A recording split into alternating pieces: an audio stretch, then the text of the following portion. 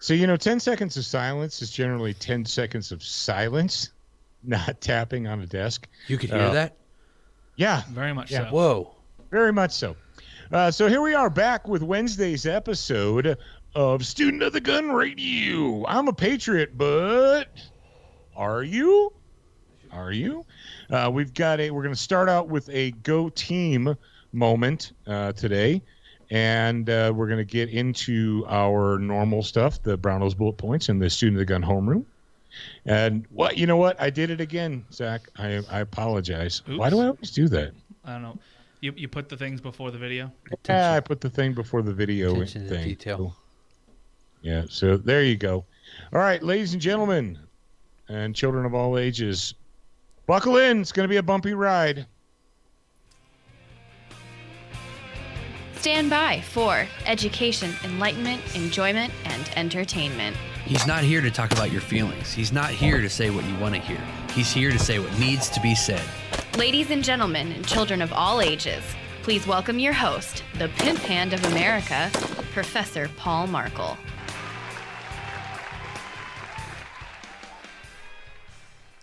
All right. Hey, we've got a Go Team moment from my home state of Michigan, whether you know it or not. That's where I was born. That's where I was raised. Well, now you know it. I have family up there in Michigan, and I was born in Detroit. That's right. I was really born and raised in Detroit, unlike many of these current posers who were born in the suburbs of Detroit, but they want to develop some kind of street cred as rapists, and they're like, I'm from Detroit. It's like, you're from Grosse Pointe Hills. You're from Farmington Hills. You're not from Detroit. Freaking posers. I think one of your favorite posers was actually not born in Detroit, Zach. I think he was born in like Royal Oak or something. Is Royal Oak a nice place? It depends where you live. Wait, But what? it's not Detroit. Not Detroit. Well, okay, what if you live in Royal Oak? Then you live in Royal Oak. It's not Detroit. I said, is it a nice Detroit place? And you are said it not- depends on where you live. It's like, Yeah, suburbs of Detroit are not Detroit. But I was born in Detroit. I was raised in Detroit, and we escaped before crack came to Detroit, which was probably a really good thing. But I do love Michigan. I spent my childhoods in Michigan were fantastic. We used to go up to Saginaw Bay in the summertime. My grandparents had a cabin up very close to Saginaw Bay. I've spent time in Traverse City. I've spent time in Cadillac. I've spent time all over the state, and I really like the state. But you folk in Michigan, you need to get control of your state, and they're doing it. I would say, isn't that what they're doing? Yeah, and all these welfare recipient wards of the state living in the metropolitan Detroit and Flint and stuff need to shut the bargain up. They need to shut the Ford up. And and somebody said something to me yesterday. I was talking to Graham. I was talking to ITS Graham yesterday on the phone, and he said, if you notice that all the Chicken Little stay at home, be a good little slave, do what the government tells you. He said the majority of those people were already getting a check from somewhere else, and they haven't. He said, for instance, all these people from academia, these teachers who are on a 12-month pay cycle. They work 8 months out of the year, 8.5 months, but they're on a 12-month pay cycle. So they're still getting their paychecks. All these college profs, they're still getting their paychecks. All these people that are on government assistance programs who've been living either on Social Security or some form of way, they're all still getting their checks. They didn't get fired. They didn't get fired. They didn't lose their business. Their small business isn't hemorrhaging or basically bankrupt now. So they're all like, oh, you guys need to, do what you're told and stay safe. And is it really worth it? It's not worth the risk. No, because you're getting paid still. You're still getting your money. But and they expect all the other people who, the hundreds upon thousands of millions, unemployment in America. We topped 30 million unemployment. Was it 30? Maybe it wasn't 30. Maybe it was 6. It was something. That's a huge difference. It was a huge number. What was? I can't remember. It was the highest since the Great Depression. Yeah, it's the highest since the Great Depression. Unemployment. But do you want to die? I was talking to. You're going, like, if you leave your house, you're going to die. Go ahead. Yep. No, go ahead. Say who I you're was talking to somebody, and they said, well, they were referencing the protests in Michigan, and they said, these people are so selfish. I said, are they? Or are they doing this for you? Like, I don't understand how you think it's selfish, because I actually didn't say anything to that specific person, because it's one of those things where it's like, does it really matter? And there was nobody around that would have been a fence sitter that I could convince anyway. So, but I had a discussion with somebody that's my friend after that, and I said, is it really selfish, or are they defending your liberty? You know what's That's selfish? actually the opposite of selfish. You know what's selfish? Expecting people to just mortgage their futures over a created crisis. So, anyway, go ahead, and Jared, will you give us just I was the just going to details start from the reading the story. It says, it looks like Michigan Governor Gretchen Whitmer is staring down a rebellion from both her legislature and furious state residents. The revolt came as part of a larger anger focused on how Whitmer has used her coronavirus emergency declaration to enact strict stay-at-home orders. Protests against the order seemed to come to a head Thursday as armed activists stormed the Michigan House of Representatives at the state capitol. While citizens were voicing their disapproval in the halls, Michigan's GOP-led House turned on Whitmer at the same time. Lawmakers not only refused to extend the governor's emergency declaration, but even voted to challenge Whitmer's authority in a court of law. That's what should be done. Good. The governor was hoping to extend the declaration an additional 28 days. So for the month of May as well. Yeah, the whole month of May. Holy crap. Protesters have fought Whitmer's orders with large gatherings, but this is the first time such an aggressive demand has been made to reopen the state's communities and economy. There's video here if you guys want to watch it. Go open up the show notes, click on the westernjournal.com article, and there's a Twitter video. There's actually quite a few people in here. Yeah. So this is something that really disturbs me, and we're going to move on. But what disturbs me the most is all these ninnies, and they're like, no. No one is telling you to leave your house. No one's forcing you to leave your house. Nope. See, that's the opposite.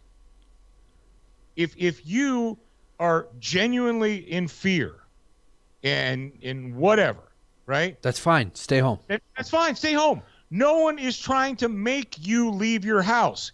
People are like, it's selfish, and they're all gonna blah blah blah. How does that affect you if you're staying at home? If you've locked your doors and closed your windows and if you're watching Oprah with a freaking mask on, how does it affect you if other people leave their house and go to work?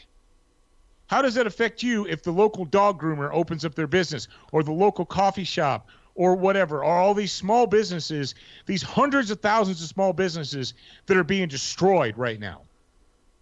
I was at the dentist last week, and I was listening. I had asked the doctors, like, hey, how have you guys been doing? Because I knew they were forced to close for a couple weeks. They were still doing emergency surgeries and whatnot, and who knows what else. But it's like, hey, how are you guys doing? He said, good.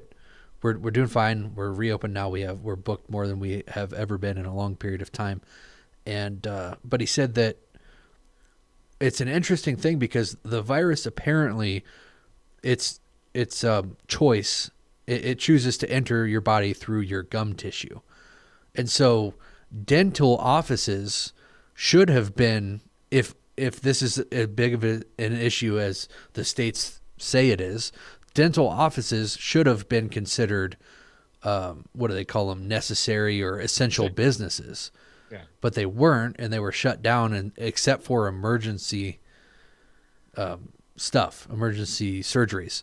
So if that's true, if this virus is as bad as people say it is, then why were we not allowing people to go to the dentist to make sure that their gums are taken care of to prevent the spread of this thing?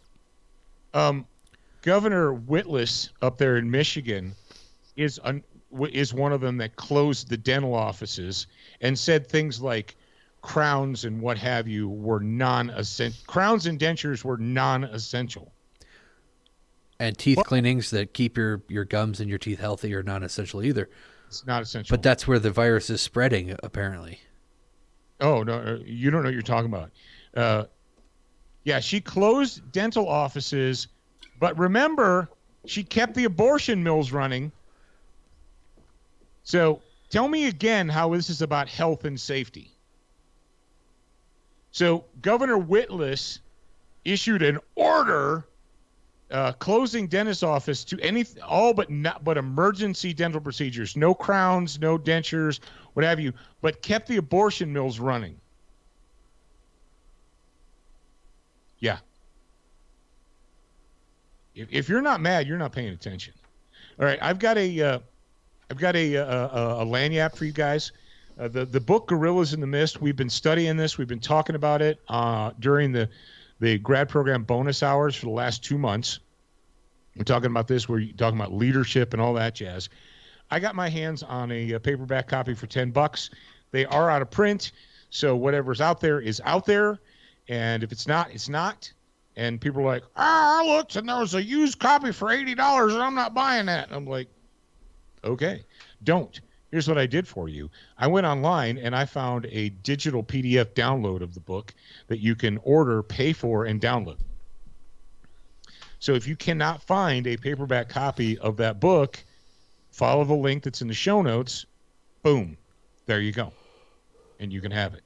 It's important. You need it. Well, my audience needs to have this information. And Jared, I got a piece of information for you. You don't remember Mike Janich, right? Yeah, I do. Yeah. Okay, Mike actually worked for Paladin Press for a long time because he did a ton of training videos. All of Mike's training videos initially, if you remember, were Paladin DVDs. And I asked him what's going on with the all of the titles. And he said when Peter Lund, the publisher owner of Paladin Press, when he died suddenly of a heart attack. His wife's like, I don't want anything to do with the business. It's closed. Before that happened, they had told all the authors that if they wanted the digital copies that they would give them to them. And he also said when they closed the business, all the rights for the books reverted back to the authors. But here's the problem. A lot of these books are 10, 20, 30 years old, were submitted like we used to submit books. They typed them up. They sent them in as paper, and then they made books out of them. Well, if they don't have a lot of these things never were originally created as a digital file. So many of the books can't instantly be reproduced. Now, Mike said that he took the digital copies of all of his material and he owns them, so he can reproduce his material and he can make it available on Amazon and Kindle and so forth. But unfortunately, a lot of those titles they weren't created as digital books. And if you don't have the paperback and somebody hasn't already converted it, you're just crap out of luck. So that's the story with all the Paladin titles. I found that out yesterday, which is too bad. Some of the old Paladin titles are kind of dated. Like There's books about the Mini 14 and books about the 1022 and stuff like that. But then some of the other books are really timeless. They're about concepts and training and so forth and military history and what have you. And if they were produced before the digital age, if you can find a paperback, great. If you can't find a paperback, you just crap out of luck. Fortunately, though, the Gorillas in the Mist book is available as a digital PDF download. You have to pay for it, but you can get it. All right, let's talk about Brownells and our Brownells Bullet Points.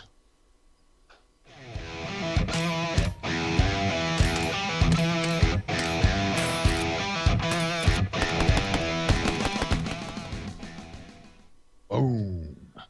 All right, two things. Number one, I did contact last week. We talked about Brownells and we talked about the tactical bacon and stuff. You remember?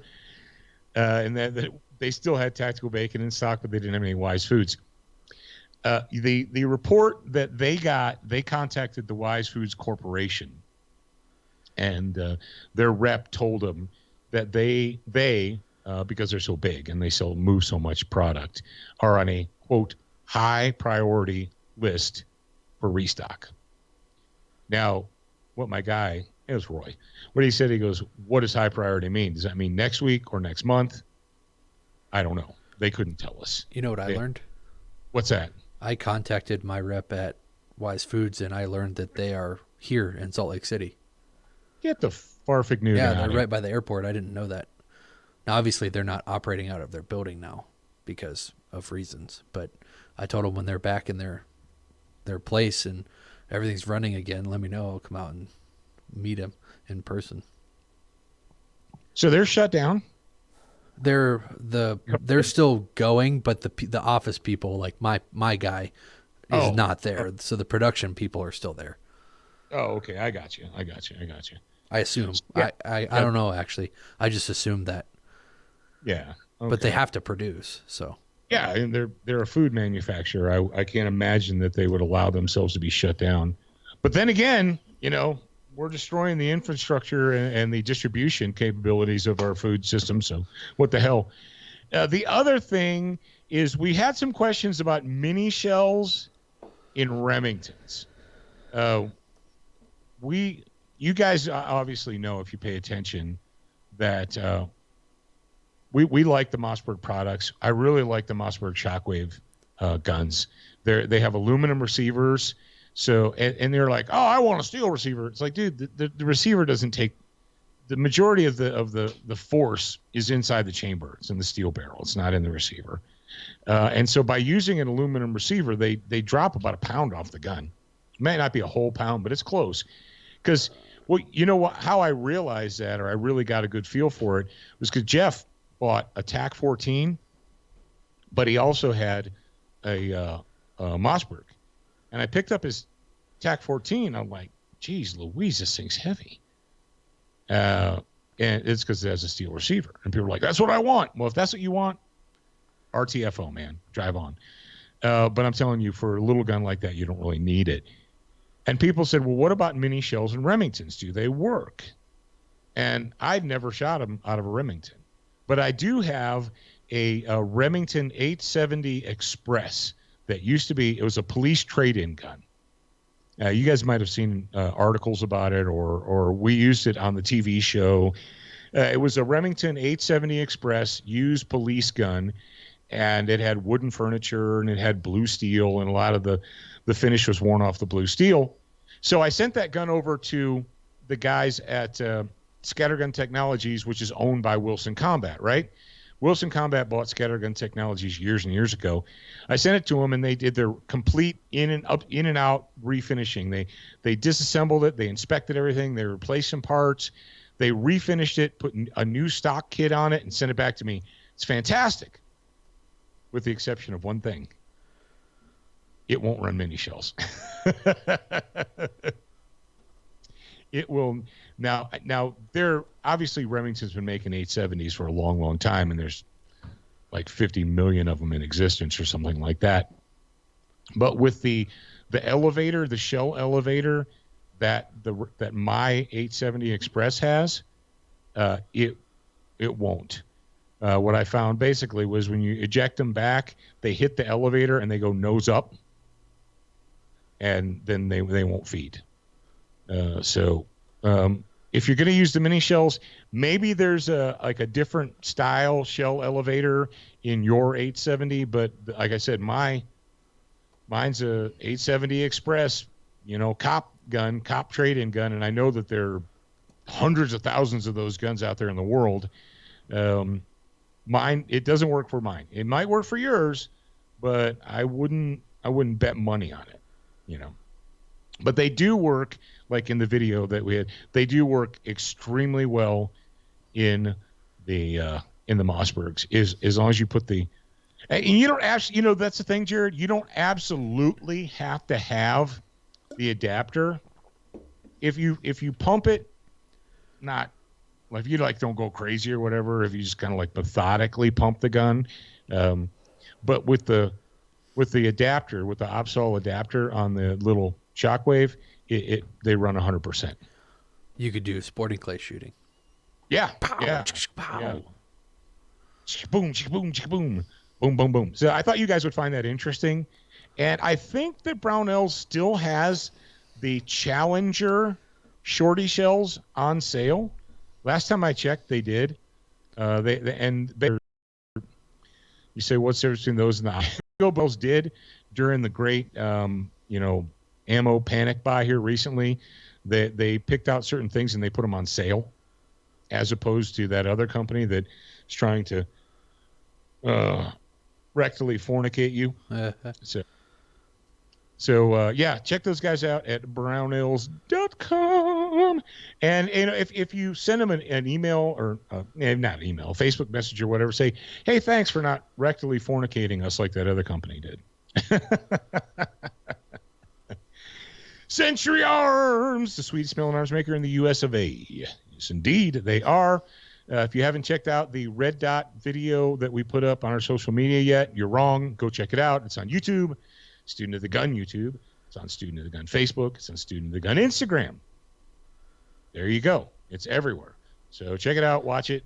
Let it answer your questions. If you're listening to this on a podcasting platform, there's going to be links for you directly in the show notes. So just click the little icon there and open up the show notes, and then the links will be there for you. There you go.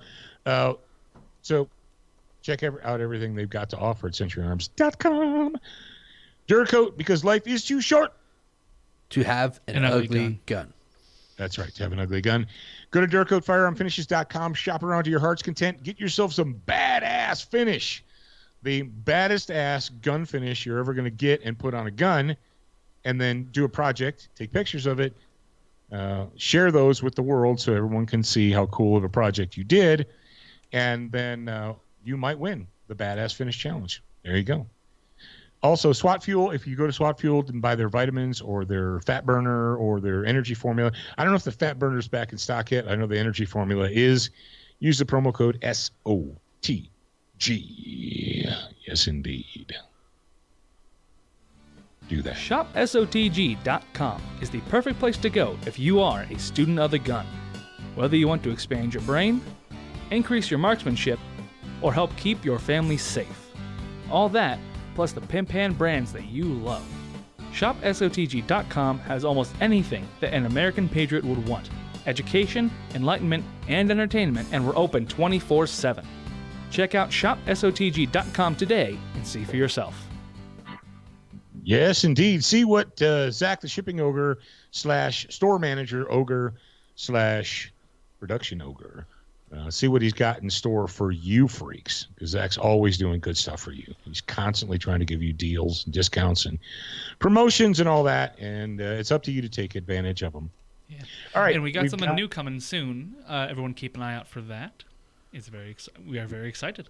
Really? It is something brand new that we have never done before. Whoa. Oh. You know what it is, don't I? But yeah. You being dad. You guys don't know. Okay. If you can guess, then, I don't know, I'll give you a hug or something. If you can guess, if you can post your guesses in the comments, and if you can guess what the product is, we will ship you a free one. There you go. Only available for the first person. For the first person that guesses. Everybody else that jumps on the train, the answer is no. All right, we've got a student of the gun homeroom for you, and that homeroom is brought to you by our good friends at crossbreedholsters.com.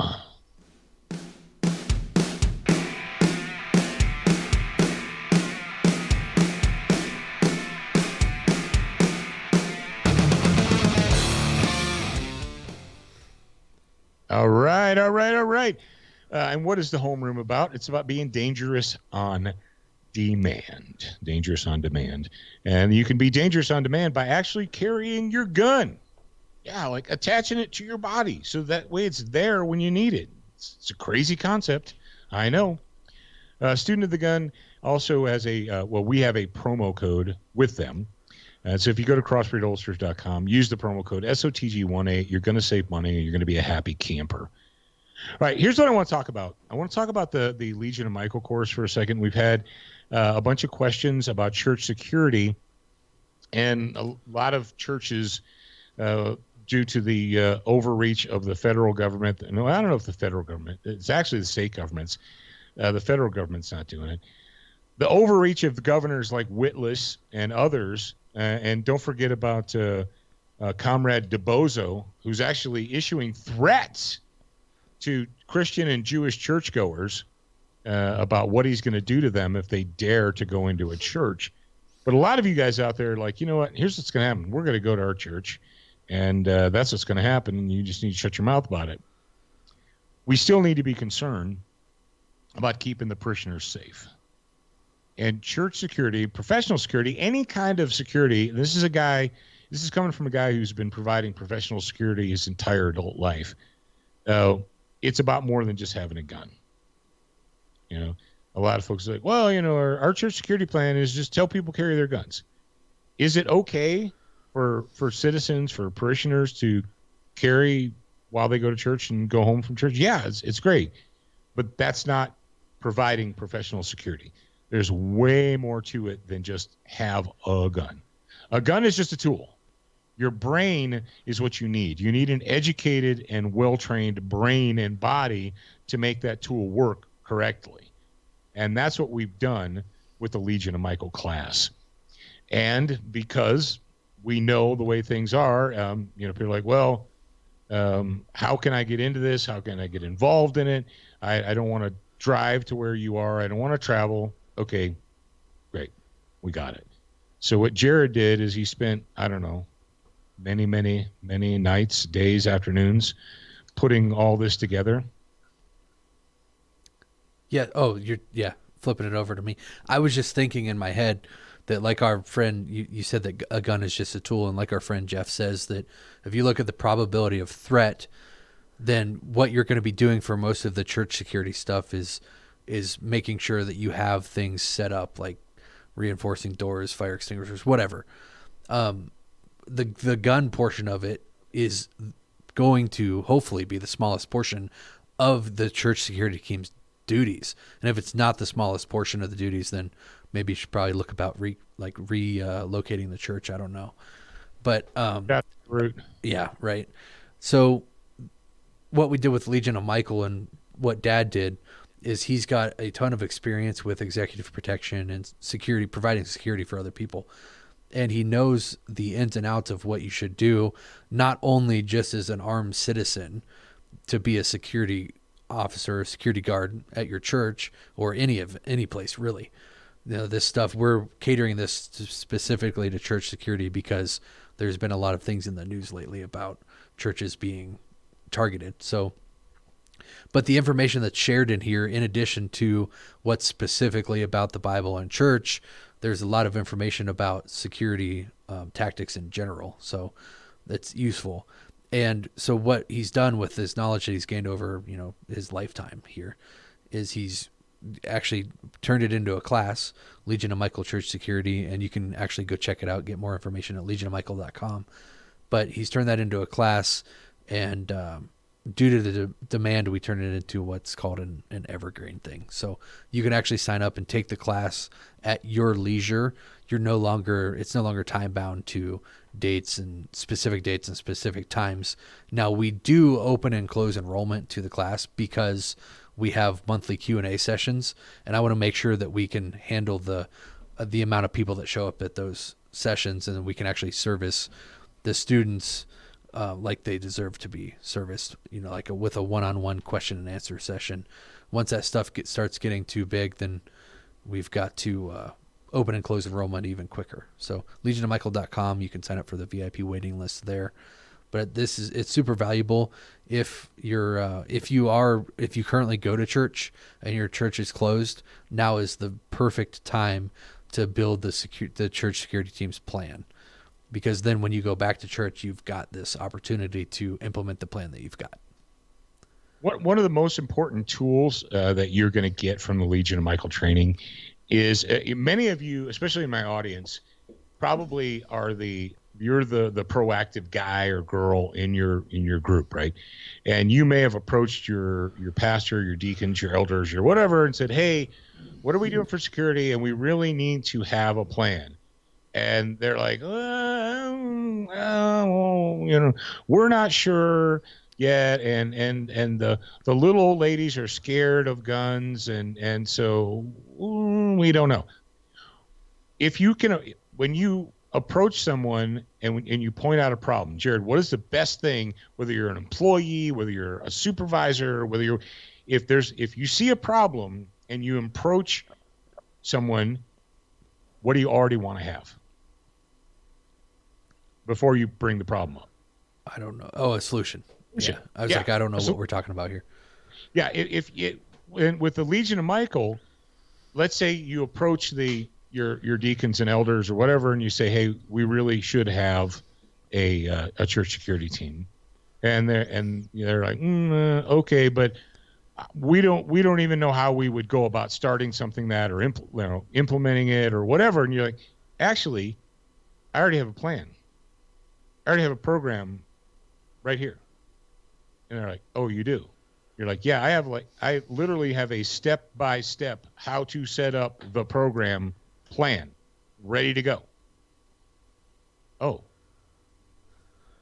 well, if you have that, then all right, go ahead. Go ahead and get started. So that right there, and there's going to be questions. You're like, "Well, what about this? What about that? What about the other thing?" And you'll be equipped, you'll be armed and able to deal with all that stuff. It's more than just, "Well, we're going to tell people to carry guns." That's not the answer.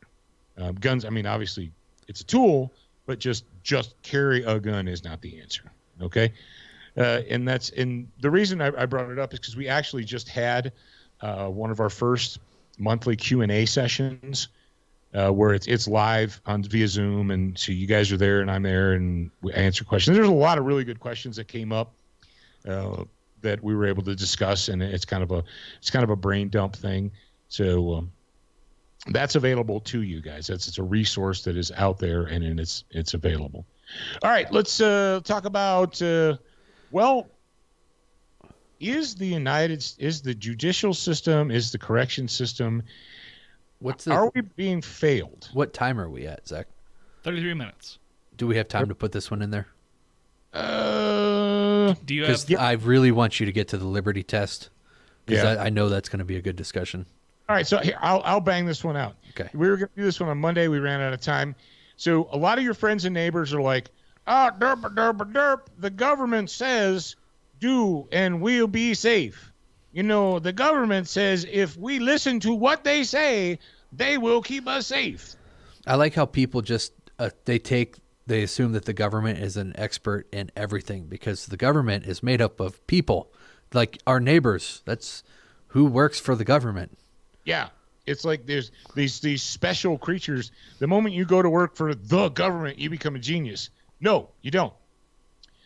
We got a story from SeattleTimes.com. Felon accused of shooting at Auburn Auto Shop just 2 weeks after being released from prison. What? Rigoberto? Yep, Rigoberto of Alvarado Jr. Jr. Yep. That means there's a senior out there somewhere. Was released from state prison 2 weeks before he fatally shot a man in the chest and pistol whipped another during a robbery at an auto shop. This dude looks like an upstanding citizen. If you see that person coming towards you, you should be prepared to kill them. I'm just saying that is, that coffee cup, the coffee mug that says be polite, be professional, but have a plan to kill everyone you meet. Bingo. Alvarado, 26, is facing a first-degree murder charge in the death of 56-year-old Gregory Deckman. He is also charged with second-degree assault on Deckman's coworker who suffered a skull fracture. Alvarado has a criminal history that includes, listen to this. This guy's 26 years old, right? 13 felony convictions. In July of 2018, he assaulted a man and stole his car from Kent apartment complex, which led to police chase, blah, blah, blah. He was sentenced to 2.5 years. Now, riddle me this, Batman. I'm not a scientist. I'm not a mathematician. But this is the year 2020, right? Right? Yeah. Okay, you're right, Paul. It is. And if he assaulted this guy and stole his car in July of 2018, that means he didn't go to court the next day, right? That's not how that works. So he was sentenced to 2.5 years in jail, in prison, sometime between July, August, September of 2018. Has 2.5 years expired between then and now? You help me out, guys. Boys, help me out. Has 2.5 years gone by? Negative. No. So why is he out on the street, Jack? Why is he in an auto shop murdering the owner during a robbery if he's supposed to be in prison? Oh, because he was let out of jail on March 17th. And on the 31st of March, he fatally shot this guy during a robbery. Then on April 10th, Auburn police arrested him. Okay, so he killed this guy on the 31st. He was arrested on the 10th. He was about to be released 2 days later. As Alvarado was about to be released, Auburn police detective arrested him after investigating. Oh, he was arrested on the 10th for trespassing and narcotics possession. They didn't even know that he was the murderer yet. Whew. This is awesome. So I'm going to just leave that there.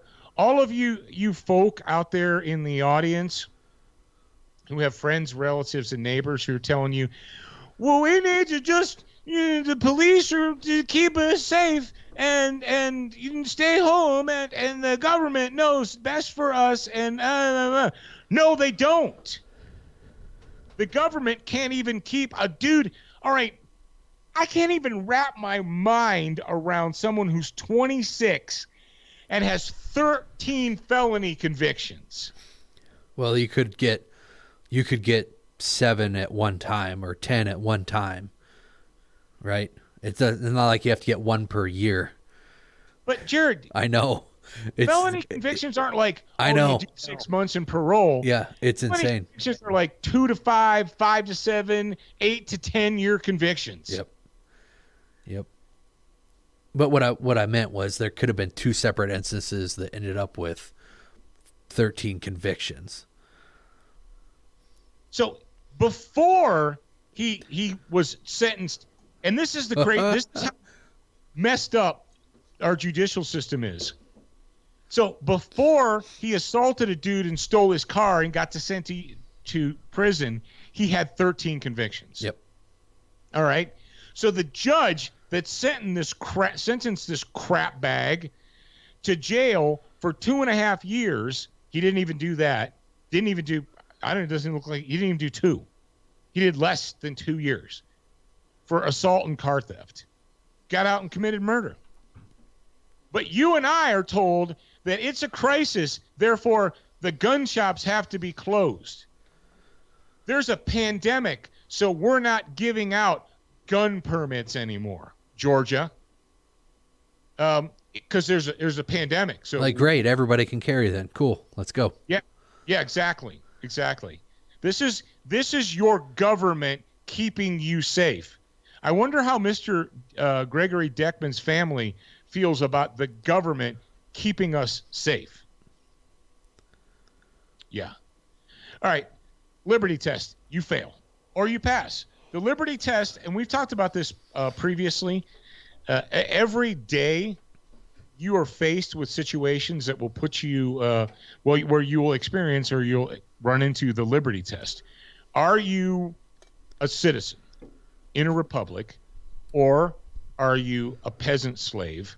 Are you a tax slave living in a dictatorship? There's a whole lot of tax slaves. We'll tell you that. Whole lot of tax slaves. Even more revealed themselves now than ever before. Yes. Yes. And I can't believe that an adult human in the year 2020 would write a sentence that was structured. I'm a patriot and I believe in the Constitution, but anybody who goes outside and isn't wearing a mask is just wrong and is part of the problem. Okay, first of all, I learned it had to have been 25 years ago. It's got to, I mean, Jared, when did you learn about everything before but is toro caca? It's been a few years. Would you say it's been a long time? Yeah. Okay. Everything before but is bovine excrement. You know, I found an example where this doesn't, it actually isn't true. And I wish I would have kept it because I've read it. I read the sentence that somebody wrote me and I was like, oh, that actually works. And I meant to copy it and send it to you. I'm like, look at this. We found an anomaly. Was it but? It was a but? Yeah, it was a but sentence. I was like, we have an anomaly.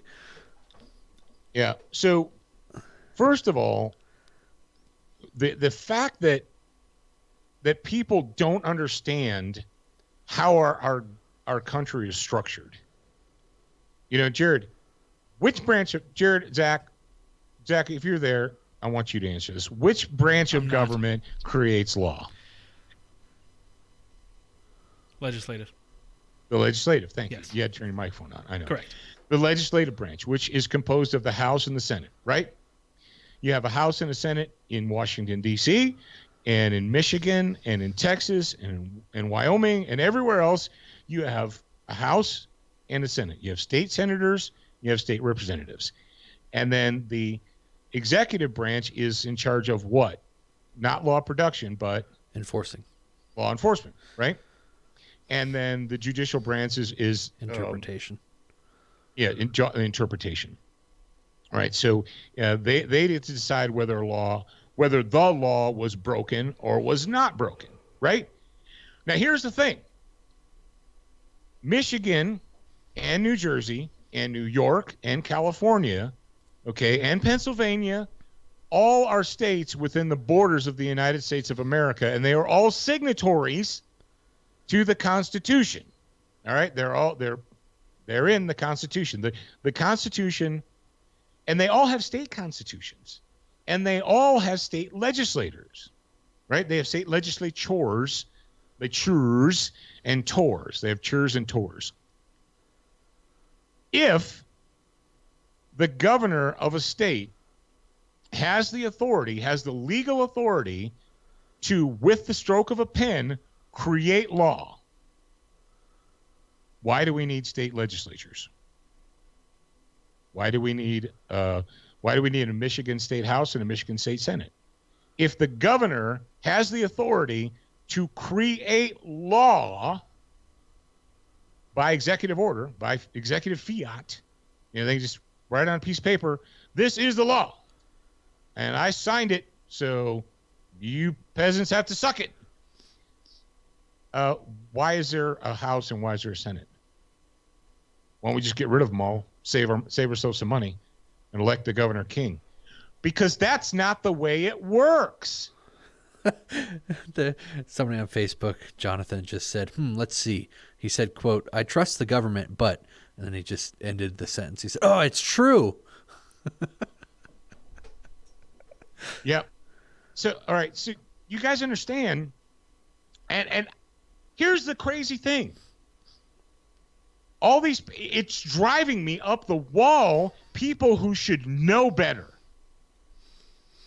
people who should know better, people who are in our industry, people who are in our culture have said, I'm all about the Constitution, but during an emergency crisis, da-da-da-da-da-da.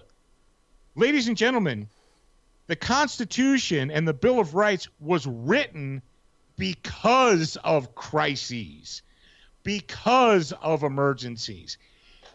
If the Bill of Rights only applies when everything's going well, when everybody agrees on everything, when everyone's happy, singing Kumbaya, there's no threats, there's no war, there's no problems, we wouldn't need one.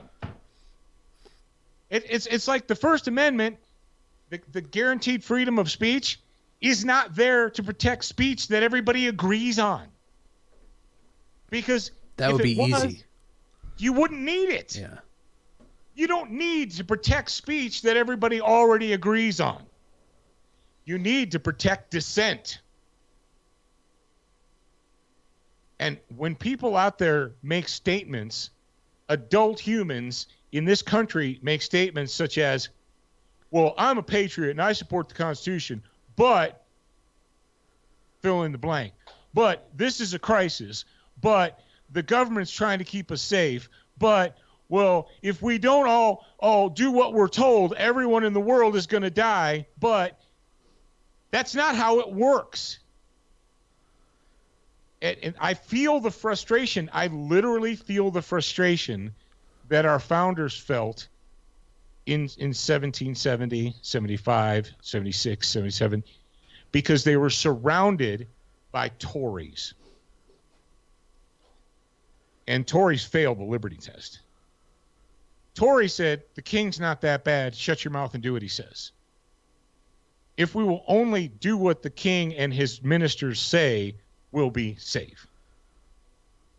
It's not that big of a deal. The tax isn't that much. Just pay it and shut up. And you have two kinds of Tories. You have weak, slavish Tories who just, for whatever reason, they can't muster the courage to live their own lives. So they have to have someone tell them what to do. They feel better if they can put the responsibility for their own lives in someone else's lap, which is pathetic. This is not a nation for those kind of people. It became that way thanks to liberalism and thanks to progressivism. Read Jonah Goldberg's book. But the other people that are the other Tories are the selfish and those who gain from supporting the king. There were a lot of people in 1775, 6, 7, 8, going all the way up to the end of the Revolution, who supported the king for very selfish reasons, because by supporting the king, they made money.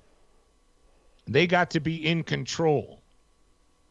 The king's ministers put them in control of stuff. They got to snitch on their relatives, and they got to snitch on their neighbors. This is something that's been glossed over, I believe, tremendously in our American history, in our Revolutionary War history. Jared, did you learn about the Tories when you went to high school, and about how they literally betrayed their neighbors to the British, and how thousands and thousands of American citizens were imprisoned and executed because of their neighbors turned them in? Yeah. Either that was not something that was taught to us, or I was not paying attention when it was taught. No, the cereal box history lesson is that in 1775 the shot heard round the world, and then 8 years later we said we have our own country, yay, and everybody was on board. Something that's interesting to me is that I was listening to a podcast the other day. I don't remember who it was. It might have been Hambrick, actually. And it was somebody that I know personally, and that's a friend of mine. And they were talking about schooling and how modern history teachings in school is maybe designed, it might not be designed for this, who knows, but the effect that it has on the people that are being taught in high school is that those people don't ever want to pick up a history book again after they get out of high school. And that was me for a while. I was like, this is boring. I don't want to do this. And then I found some books, the books that you gave me, and I started reading. I'm like, this is actually really interesting to read this stuff and learn about how, and maybe it's just me maturing, who knows. But there for a while, I was like, I don't even want to, that history book was stupid. No, it's part of the maturation process.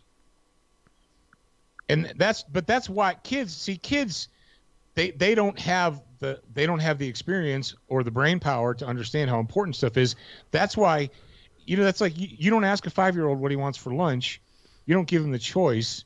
You make the food and you give it to the kid and you tell him to eat it. Because if you gave him the choice, you'd see him want cookies every day. But with education, it's different, because if you try to force education upon somebody, they're not going to, you can't make somebody learn something. Unless you have, you can if you're like Hitler or whatever, but. No, Jared, you can't take 14-year-olds and say, would you like to learn about history today? Right, yeah. Obviously. You have to have a curriculum. You have to be the adult. Right. That's the thing, is the adult has to have the experience and the maturity to say, whether or not the 13-year-old thinks this is important, it is. Therefore, they have to be taught. Now, how you teach them, like I had, Bob Porter was a fantastic history teacher. He made history extremely interesting to me and most of us. I think everybody who, all the honest people who had Bob Porter for a history teacher would tell you that he made history interesting. I mean, he had the museum off the back of, his own personal history museum off the back of his classroom, and he would go in there and he would get actual physical things and show them to you and so forth. And he made history interesting. But the fact of the matter is, Jared, we have adults walking around in the United States that apparently think that the chief executive of the state or of the city has the authority to create law. And you say, and why would that be? Because they're woefully ignorant. And why would that be? Because they weren't trained.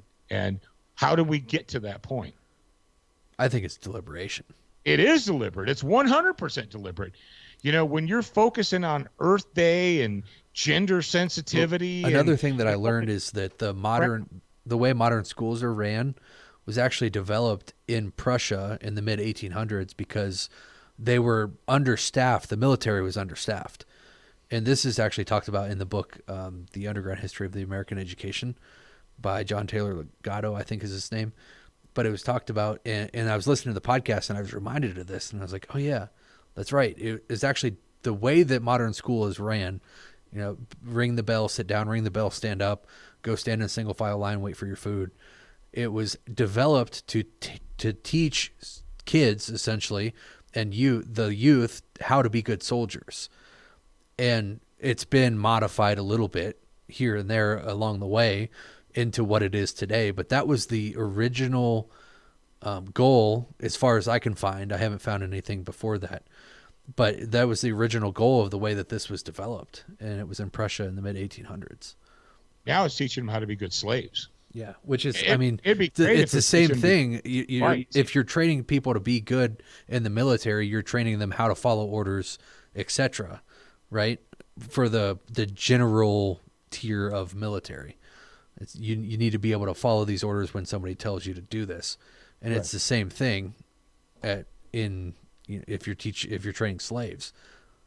Yeah, but the thing is what you're teaching, if you're teaching people to fight, you're not, it's not the same thing. Well, but you don't teach them to fight. There were 3 different levels. So the first level was what we're talking about now, and you don't get to learn to fight until you can already follow orders. So they taught them how to essentially follow orders, and then they moved them up, and there were 3 different levels. I can't remember what they were called, but they move them up and then teach them something else, and then they get to the top and they learn how to do everything. It is amazing to me how we've lost so much, and it's also kind of amazing to me how the value of certain things, like the political thought of the American Revolution, that book used to be taught, and that is the sinister thing about that. That book was a textbook for high school seniors and college freshmen. They don't do that anymore. They don't use it anymore. Yeah. They don't make them read it. You know what I hope, and we've got to end the show because we're running pretty long, but what Right. I hope is that with the schools being shut down for this coronavirus crap, I hope that parents realize that it's not as difficult to educate your children yourself as you think it is. You know, Yeah. if you're an educated person and you as a human have valuable skills in your everyday life, or you wouldn't be alive, you wouldn't have a job, etc. So you can pass that knowledge on to your children, and as you teach them, you might think of things you're like, oh man, I totally forgot that I knew that thing. And I think that I've actually been doing a lot of research on this because I'm going to have to educate my daughter soon. And I think that you learn along the way, as a parent, you'll be going through what you should be teaching your kids, and you'll learn more about those events now as an adult than you would have when you were their age or early high school or in college or whatever, because you'll have more real world experience. So I think it's actually going to be fun to revisit this stuff that I learned in elementary school and then middle school and then high school, because I'll get more out of it now, refreshing my memory, than I did when I was there. Yeah. All right. Step number 1, get your kids out of public school. Step number 2, if you say words such as, I am a patriot and I believe in the Constitution. If you say, I believe in the Constitution, but you just failed the Liberty test. Sorry. You failed. I really want to do a 3-hour show for you guys, but I'm hungry. All right, we are going to be back tomorrow. We've got a bonus hour for all the grad program members. If you would like to be a grad program member and get the Thursday and Friday show and all the other goodness that goes with it, Jared is going to tell you how to do that right now. Go to getsotg.com. That's where you can get the free book and 30-day trial of the grad program. If you want an extended trial, we're doing $1 for 60 days, which is a screaming deal. It's insane. You get full access to the grad program for $1 for 60 days. Email me. That's the only way to get that. Email Jared, JARR80 at studentofthegun.com. There you go. If you don't care about that, then just go get the book at getsotg.com. You'll get immediate access. And do that. And remember, kids, you should be a patriot all the time, but you're a beginner once. You're a student for life. We appreciate your reviews. If you haven't left a review or updated yours recently, head on over to Facebook, iTunes, Stitcher, iHeartRadio, or your favorite podcast player to voice your opinion. Don't forget to join us at the Student Lounge, a place for like-minded individuals to learn, connect, and support each other. No chicanery will be tolerated. Remember to check studentofthegun.com daily for new, free content and giveaways. Watch, listen, read, shop, and connect at studentofthegun.com. Are you a social butterfly? Connect with us on Instagram, Facebook, and Twitter for new content each and every day at Student of the Gun. Watch Student of the Gun TV and videos from our trusted partners on Roku, Apple TV, Amazon Fire TV, Chromecast, and even AirPlay. Go to studentofthegun.com for direct links, and remember, you're a beginner once, a student for life.